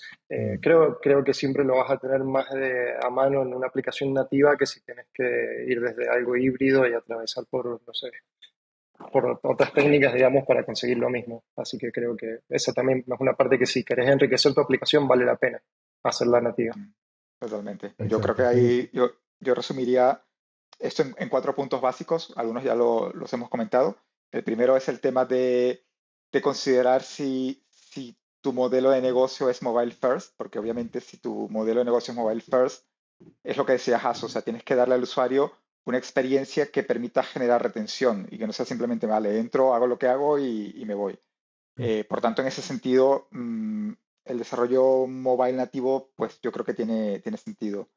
Luego, hay un tema personal a nivel de la utilización de estos frameworks y es que, claro, si por ejemplo quieres hacer uso de lo último a nivel de la tecnología que ofrece, por ejemplo, Apple de forma nativa, el problema de estos frameworks es que, claro, estos frameworks al final terminan traduciendo lo que tú puedes escribir en JavaScript en código, Ujú. código Swift, por ejemplo. Pero claro, eh, si por ejemplo sale una nueva versión del sistema operativo, tú tienes que esperar a que estos frameworks se adapten a esta nueva versión del sistema Tal operativo cual. para poder hacer uso de estas funcionalidades. Entonces, hasta que eso no ocurra, pues estás un poco de manos atadas. Entonces, claro, eso a nivel de desarrollo nativo sí que no ocurre, porque en cuanto Apple ya libera el Mm. SDK con las últimas funcionalidades, ya tú puedes hacer uso de ello. O incluso antes de que sea liberado el SDK producción, tú ya puedes empezar a tocar cosas como desarrollador para probar y decir, oye, esto se puede lanzar a producción eventualmente o no, o lo que sea. Entonces, Sí, creo que eso es una limitante importante al momento de escoger el desarrollo nativo o no. Luego hay un tema que es ya más personal y es un tema de look and feel, porque ciertamente cuando tú desarrollas con estos frameworks puedes tener cosas o sea, o puedes desarrollar cosas rápidamente, pero a título personal siempre el look and feel se queda corto. Es decir, tú ves una aplicación que descargas y abres y tú puedes notar que la aplicación no está hecha de forma nativa, porque bueno, a veces se logran cosas bastante bien hechas, pero en otros casos es que lo notas al momento. Dices, oye, esto no es nativo, la experiencia no está al 100% pulida. Porque claro, cuando ya tú, por ejemplo, quieres empezar a incluir animaciones, quieres empezar a incluir efectos, quieres empezar a incluir cosas que de repente ya eh, van a otro nivel de complejidad, pues tal vez este tipo de frameworks quedan un poco cortos. Tal Eso no cual. quiere decir que no se puedan utilizar. Obviamente sí que se pueden sí, sí, utilizar, pero son dependerá válidas. de lo que quieras Sí, de las hacer y hasta dónde necesidades. quieras llegar. Mm, Exacto, y además es súper importante que son herramientas que existen y que hay que utilizarlas y que en cada momento y cada empresa tiene una serie de necesidades, e incluso una serie de necesidades y una serie de budgets y de presupuestos para poder afrontar una solución u otra o no, porque realmente le interesa y claro, y es claro, suficiente, ¿no? claro. Eh, Perfecto. Yo acá también parto con la ventaja de que conozco un poco en lo que estamos trabajando dentro de la empresa. Así que voy a proponer charlar sobre una cosita que a mí me parece bastante interesante que estamos haciendo y es una migración de arquitectura. Que le llamamos migración de arquitectura, pero yo creo que está bastante mal nombrado, porque para migrar de una arquitectura a otra tenía que haber primero una arquitectura. Y no sé si ese era el caso. Es decir, ¿existía una arquitectura antes de esta nueva migración que se está haciendo? O incluso mejor, empecemos. ¿Por qué tenemos que hacer una migración? Bueno, una arquitectura existía, pero no estaba bien definida. Para mí eso ya no califica como arquitectura. Una arquitectura tiene que tener unas decisiones ya tomadas. Cuando te encuentras con un problema, tienes que saber más o menos por dónde tirar. La arquitectura que teníamos, digamos que iban apareciendo soluciones según nos íbamos encontrando los problemas. Eso era un problema. Al final, uno de los mayores problemas que tuvimos es la navegación y la cobertura de test. Esos son, yo creo, los dos mayores problemas que terminamos teniendo. Porque con una arquitectura bien pensada, desde el primer momento ya gestionas la navegación, que es algo muy propio de las aplicaciones mobile, que no tienen la web, y la cobertura de código es lo de siempre. Si no diseñas tu código para ser testeable y está testeado desde el principio, después tienes estos gigaproyectos en los que tienes que aumentar la cobertura de código y te das cuenta de que, bueno, de que es prácticamente, no digo imposible, pero requiere tanto tiempo que se vuelve absurdo. Al final lo que tienes que conseguir es que tu código sea testeable y es una de las razones por las que estamos migrando, de hecho. ¿Y cuándo se detectó esa necesidad de que hacía falta una migración? Creo que fue un Muy poco buena orgánico. pregunta. Si se quiere Sí. decir, es como que empezamos a notar la necesidad de muchas cosas. Por ejemplo, post pandemia decidimos invertir un poco en nuestra plataforma. Si se quiere decir, toda la empresa dio un vuelco a decir, bueno, vamos a invertir en plataforma, en mejorar nuestras herramientas. Y en ese camino nos encontramos con que queríamos levantar nuestra cobertura de testing. Y como una Ujú. anécdota, un equipo estuvo todo un sprint escribiendo test unitarios, ¿no? Para una funcionalidad, y después de todo ese sprint creo que la ¿Y qué cobertura pasó? de testing levantó menos de un 1%. Entonces, dijimos, está como un poco difícil, digamos, testear esto, digamos, hay archivos muy grandes, no hay concepto de inyección de dependencias. Entonces, bueno, y ahí, digamos, tuvimos como el decir, bueno, necesitamos evolucionar a una arquitectura 2.0. Nosotros le llamamos 2.0 porque no sabíamos qué decir, pero fue nuestra ARC 2.0. Y bueno, después eso se dio en el contexto de la fusión de equipos que mencionamos más temprano, esto de que dejamos de ser equipos por ahí antes iOS Attendee con iOS Creator, no nos hablábamos mucho, ahí hubo como una función de equipos, conocimos a gente muy talentosa, digamos, también, así que teníamos más capacidad, digamos, para hacer este cambio de arquitectura y ahí fue cuando, bueno, empezamos a proponerlo, a analizar alternativas y ahí nos decidimos por uno, digamos, que iba a dar en el clavo y que, bueno, al día de hoy es el que se lleva un pequeño porcentaje de las features nuevas que estamos escribiendo. Y así un poco por dar un breve resumen, ¿qué arquitectura habéis elegido? The Composable Architecture, creo que hay De varias Composable personas en la Architecture. comunidad, en la comunidad se habla bastante del tema, digamos, si vas a alguna conferencia o algo relacionado con Apple, ya he visto en varios lugares, digamos, de que hay curiosidad, al menos curiosidad, digamos, hay mucha gente que ha experimentado, mucha gente que ya está dando charlas con respecto a los pros y los cons de usarla y, digamos, creo que digamos, es un actor importante en la comunidad y nada, a nosotros en particular nos ha gustado mucho. Sí, Entiendo que es lo típico que ahora está súper de moda de Unidirectional Data Flow, que también es reactivo y demás, ¿no? Sí, sí, sí. sí, Además, sí, se lleva totalmente muy seguro. bien con SwiftUI, que es Mm. precisamente uno de los requerimientos es utilizar SwiftUI, la nueva arquitectura, y utilizar también Composable Architecture, que es precisamente una arquitectura que te permite reaccionar a cambios de estado, que es exactamente lo que está esperando SwiftUI en el otro lado. Mm. Y una de las ventajas que tiene, que por abreviar, todo el mundo le llamamos TCA, una de las mayores ventajas que tiene es el testing, que pone el testing por delante de todo. O sea, no añaden absolutamente ninguna funcionalidad de la librería que no esté orientada primero para ser testeada. Es decir, incluso Qué hago bueno. como las animaciones, el control de dependencias, todo está integrado dentro de esta arquitectura. Y siguen evolucionándola y yo creo que todos los puntos buenos que tiene, si alguien está interesado en adoptarla o no, es que tienen muchísimo material online, tienen muchísimo material de Ujú. vídeos, de cursos, por lo cual es muy complicado que te encuentres en una situación en la que no sepas hacer algo y no haya alguien ya que lo haya resuelto, además de manera bastante elegante. Que ahí quería mencionar, Nico, perdón, pero si hay algún Dale. interesado, por ahí la página es pointfree.co. Y también no todos los videos son gratuitos, digamos, es como que tienen una serie de cursos de entrenamiento. No todos son gratis, pero si estás en un país hispanohablante como el mío, de ahí de Sudamérica o por ahí en otros, hay como un listado de países donde la suscripción sale del 50%, así que busquen por esa Ah, opción qué que yo bueno. eso lo aproveché. Sí, sí, está bueno, De la vale la promoción. pena. Sí, sí, sí, La sí, vale, promoción, a ver vale si, la pena si nos y sponsoriza no, el episodio. sí, es verdad, muy buena ahí para No, Brandon y Stephen. Y no solo hablan de Composer Architecture, tienen muchos temas que son, que vale la pena, digamos, de todo lo que es incluso de ingeniería de software a nivel general, no solamente una arquitectura partidaria de iOS, así que es muy interesante. Y lo que han sí, hecho ahí, ellos está muy bueno porque es como una arquitectura, como la palabra lo dice, es composable, te permite generar features que son fácilmente integrables entre sí. Entonces, si tenés, no sé, un homepage que necesita un location picker, como en nuestro caso, son dos features separadas y este location picker se puede integrar fácilmente y testeable en otras features. Entonces, eso es genial. y además también me sumo también lo de Point Free, si alguien, y da igual que seas de iOS, de Android, de cualquier otra tecnología, échenle un ojo porque cuentan cosas súper interesantes. Entonces, volviendo otra vez un poco más a la migración en sí.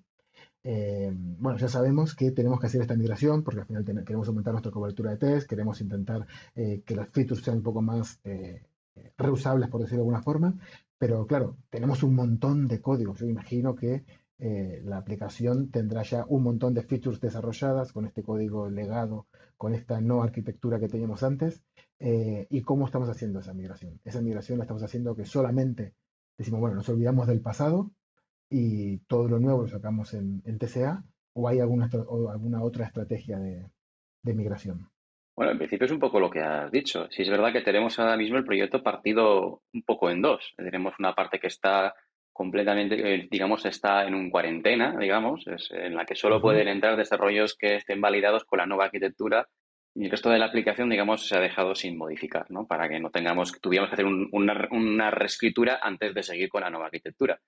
Claro, esto tienes que vendérselo a la empresa, tienes que vendérselo al producto. ¿Por qué queremos Mm. dejar de sacar producto para cambiar una funcionalidad? Además, una funcionalidad que en principio ya funciona. Entonces, ¿por qué vas a Tal cambiar lo que cual. ya está funcionando? Claro, uno de los puntos era que cada vez costaba más trabajo añadir funcionalidad a lo que teníamos.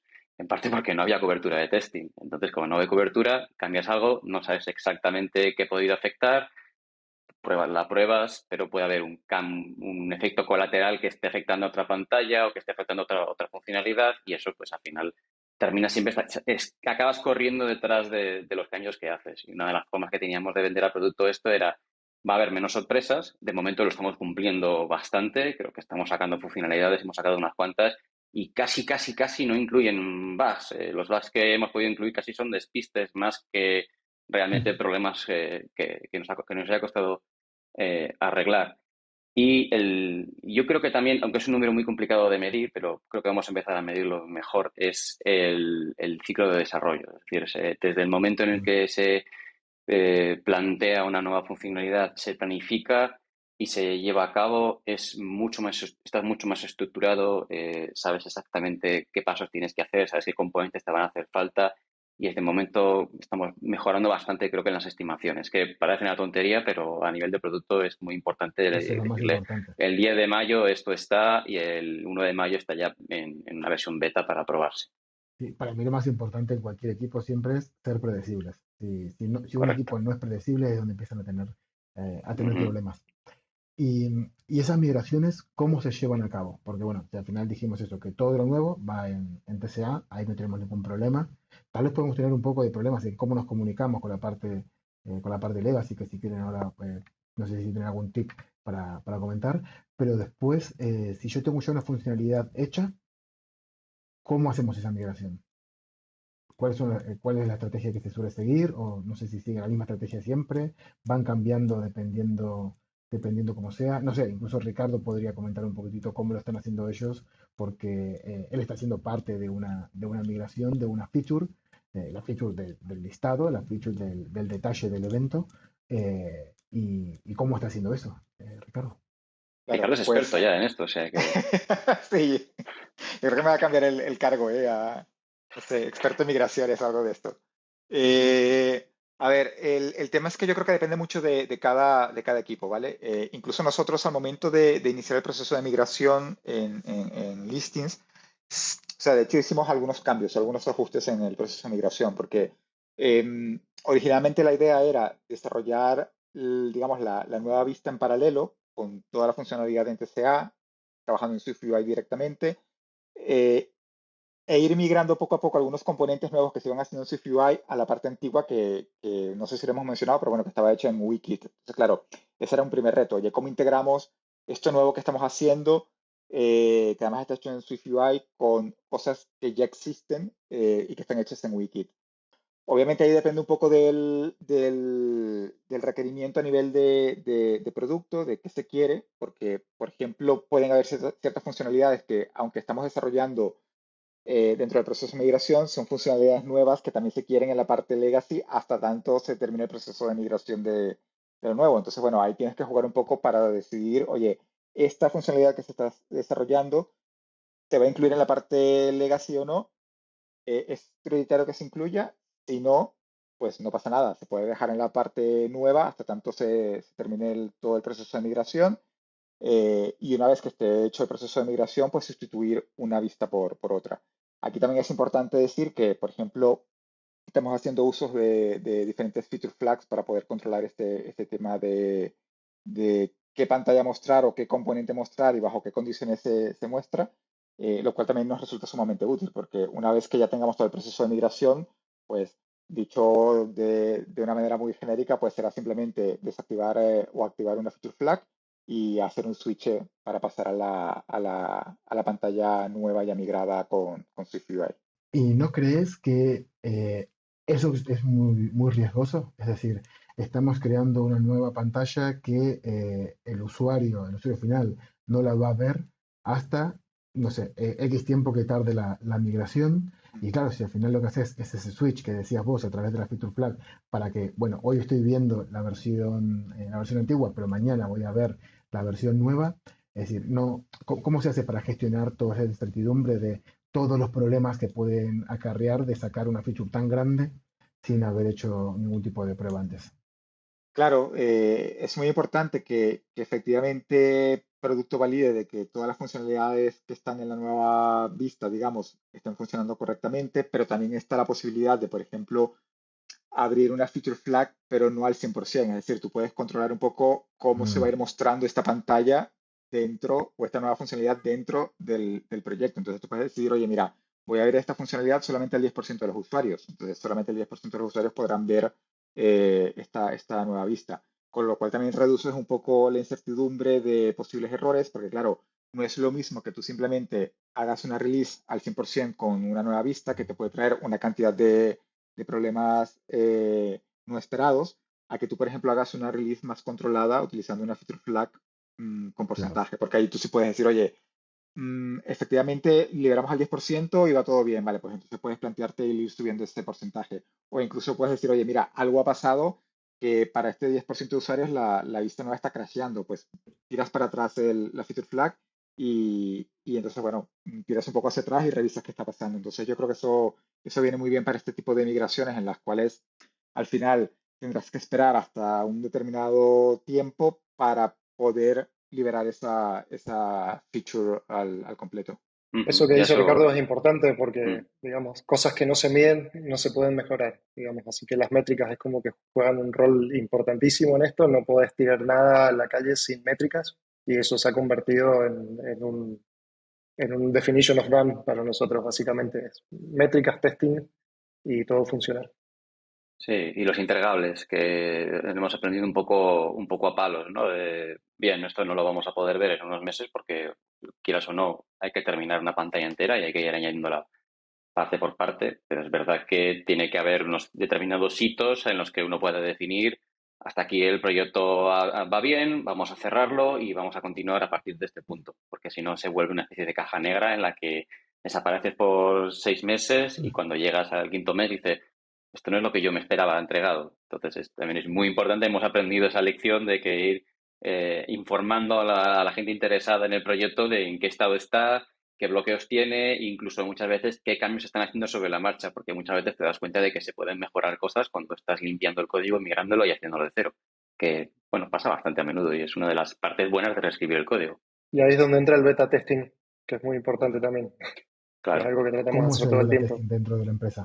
Básicamente nosotros tratamos de liberar features a stakeholders o a personas dentro de lo que sería la misma compañía. Tal vez algún PM quiere hacer unas pruebas prematuras, digamos, por ejemplo, ahora también estamos en una migración del feature de search, que era clave en Ujú. nuestro negocio y ahora mismo está, si alguien se baja la aplicación de Eventbrite, tiene 50% de chances de ver el nuevo search.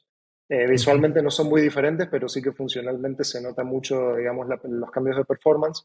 Pero bueno, este feature, digamos, ha estado en beta testing por meses ya, digamos. De hecho, a fines del año pasado habían personas que ya podían verlo, interactuar y dar feedback.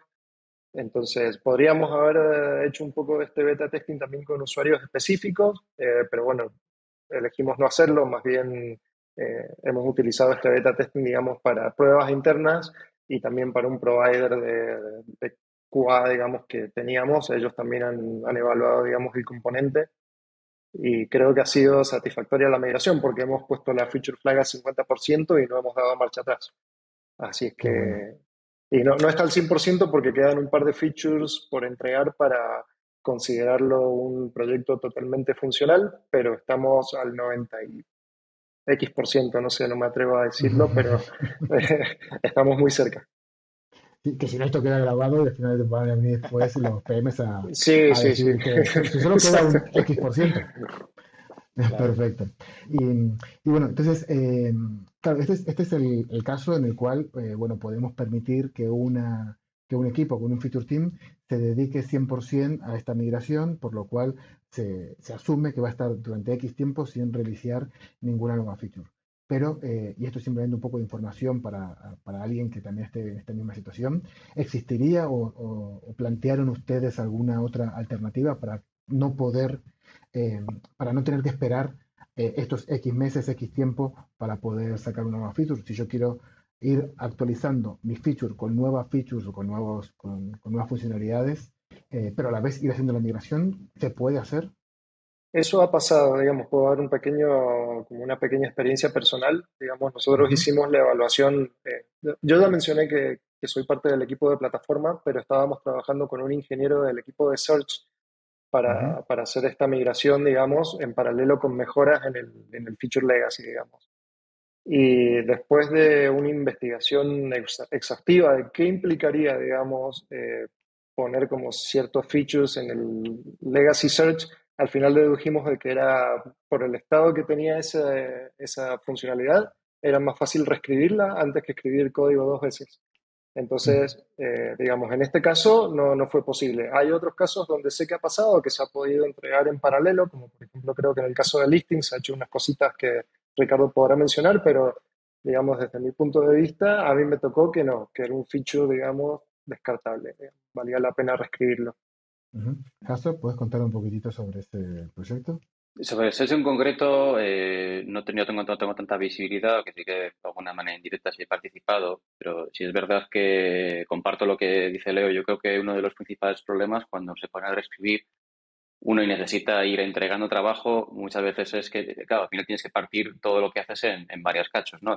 Tienes por un lado la capa de Mm, red, la capa de datos o tu fuente de verdad, por decirlo de alguna manera, los repositorios. Por otro lado tienes la arquitectura donde está toda la lógica de negocio, todo lo que está ocurriendo y por otra parte tienes la capa de interfaz de usuario.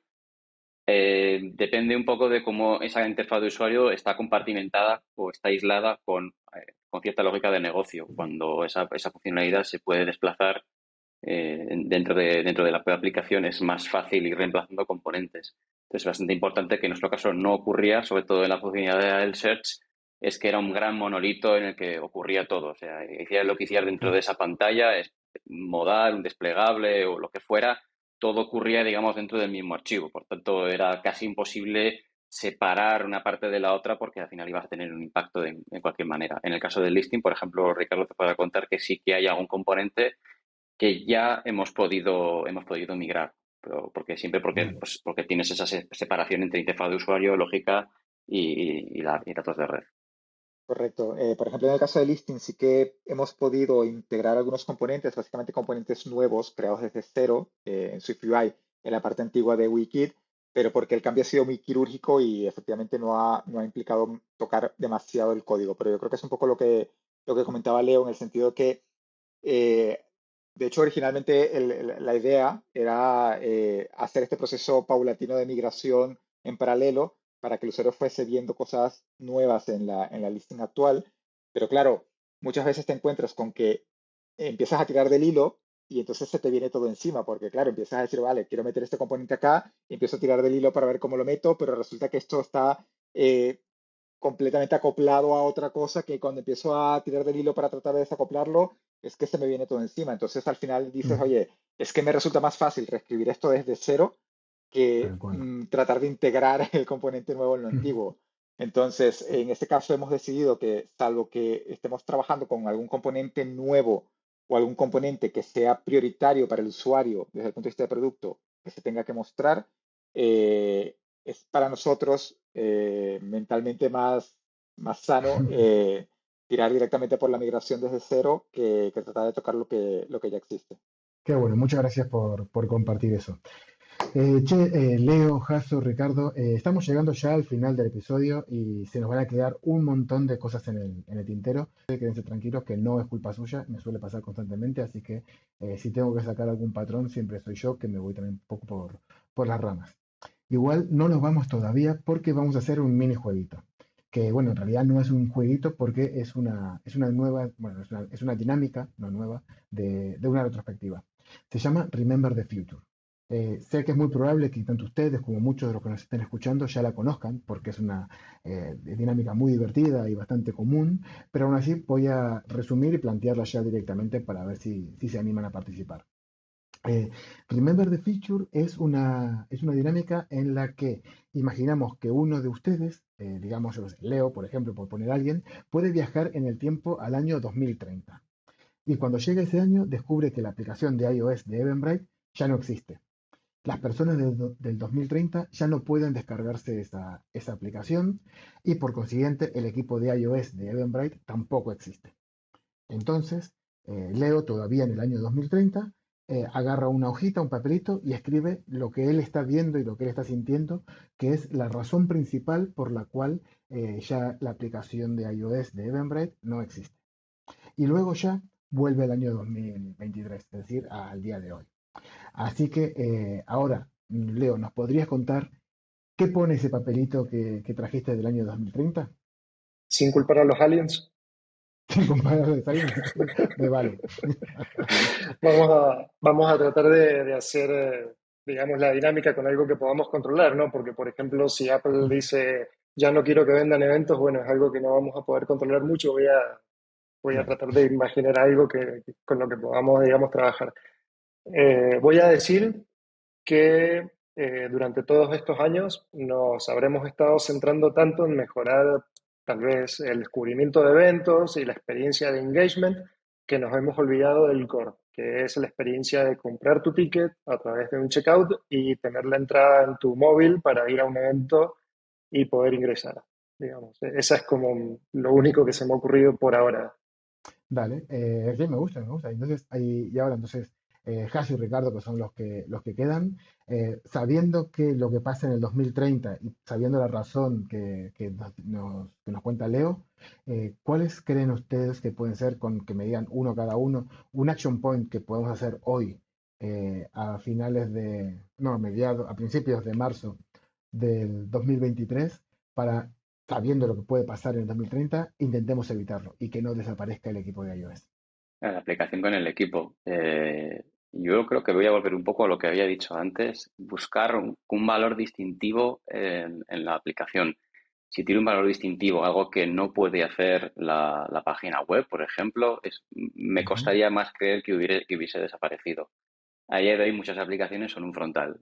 Creo que darle ese valor distintivo a las aplicaciones puede asegurar su longevidad. No puede garantizar que sigan ahí, pero desde luego sí que van a hacer mucho más difícil que una empresa se quiera deshacer de ellas, teniendo en cuenta la retención que normalmente tiene. Ujú. Me Perfecto, acabo me de fastidiar a encanta. Ricardo.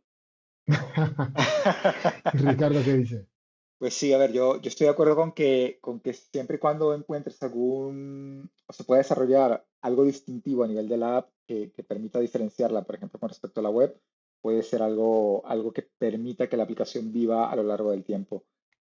Siendo ya más específicos, se me ocurre, que de hecho justamente lo hemos saltado hoy en alguna reunión por allí, que es Mm. ofrecer algo que sea distintivo a nivel del checkout. Por ejemplo, la opción de packs a nivel de eventos. O sea que, por ejemplo, cuando vas a Mm. comprar o te vas a una listing, que también, por ejemplo, haciendo uso de inteligencia artificial, que hoy por hoy está muy de moda, que tú puedas recomendarle al usuario packs de eventos del mismo creador o no, ofreciéndole un descuento al usuario, en el sentido de que, oye, puedes comprar estos 3 eventos que obviamente no tienen que chocar a nivel de fechas, de sitio, etcétera, pero que puedas comprar el pack de esos 3 eventos que tendrían que estar relacionados entre sí de alguna manera a nivel de género musical, si es un concierto o lo que sea, y que efectivamente puedas tener algún tipo de descuento por comprar esos eventos en pack.